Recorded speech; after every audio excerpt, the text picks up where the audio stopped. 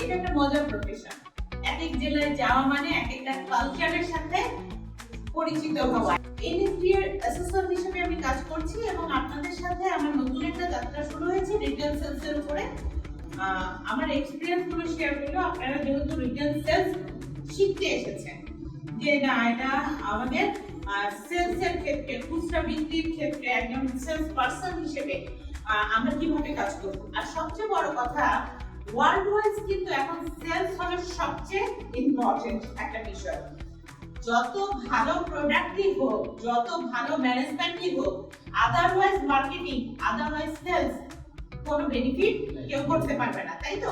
আমার মনে হয় এখান থেকে আপনারা যে সার্টিফিকেটটা অ্যাচিভ করবেন সেটা ন্যাশনালি এবং ইন্টারন্যাশনালি অনেক বেশি ভ্যালুয়েবল। আপনারা জানেন কিনা আমি ঠিক জানি না, যে লেভেলগুলো পাস করবেন, যে আপনারা কিন্তু লেভেল 3 দিচ্ছেন, হ্যাঁ, এই সার্টিফিকেট নিয়ে যদি আপনি দেশের বাইরে যেতে পারেন তাহলেও কিন্তু আপনি সেখানেও ভালো একটা জব আপনি ব্যবস্থা করতে পারবেন। সুতরাং এই ব্যাচটা দেখে কি ফিল হচ্ছে, কার কি ভাবনা আসছে, এক শব্দে বলেন। নেটওয়ার্ক। আপনার নেটওয়ার্ক, আপনার কানেকশন, সম্পর্ক, নেটওয়ার্ক অনেকটা মাকড়সা জালের মতো, তাই না?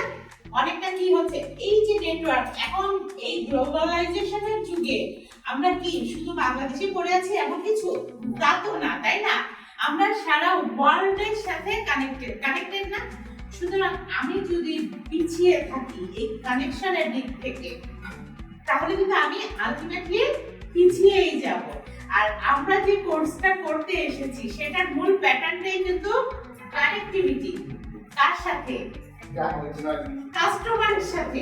আমার সাথে কাস্টমারের সাথে আমাদের কানেক্টিভিটি, তাই না? সুতরাং এই থিমটা, এই কাজটাই আমাকে করতে হবে, হবে না? অ্যাজ এ সেলস পারসন হিসেবে, গুড সেলস পারসন হিসেবে আপনি কি শুধুমাত্র কাস্টমারকে ডিল করবেন? কাকে কাকে ডিল করবেন? অনেকগুলো নেটওয়ার্ক হতে পারে না? আমি সেলস পারসন, আমি আপনার কাছে সেলস করছি, তাই তো?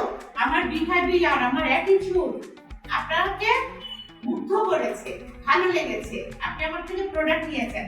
আপনি কি করছেন? তাকে আবার বলছেন ওই শোরুমে যাও, ওই শপে যাও বা ওই প্রতিষ্ঠানে যাও, এই প্রোডাক্টটা পাবা। তাদের অ্যাটিটিউড ভালো, আরেকটা কাস্টমার তৈরি করছে। আমি আমার বস, যে প্রতিষ্ঠান বা যে আমাকে প্রোডাক্ট সাপ্লাই দিচ্ছে, এই যে একটা চেইন, তার সাথে কানেক্টিভিটিটা সাপ্লায়ারের সাথে তৈরি হচ্ছে না? অর্থাৎ আমাকে কিন্তু এই বিভিন্ন পার্সনের সাথে, বিভিন্ন সেক্টরের সাথে কানেক্ট হতে হচ্ছে না? এই জিনিসটা কানেক্ট হতে গেলে আমাকে কিভাবে তৈরি হতে হবে, সেই কাজগুলোই কিন্তু আমরা এই ট্রেনিং গুলোতে জানতে পারবো, তাই না?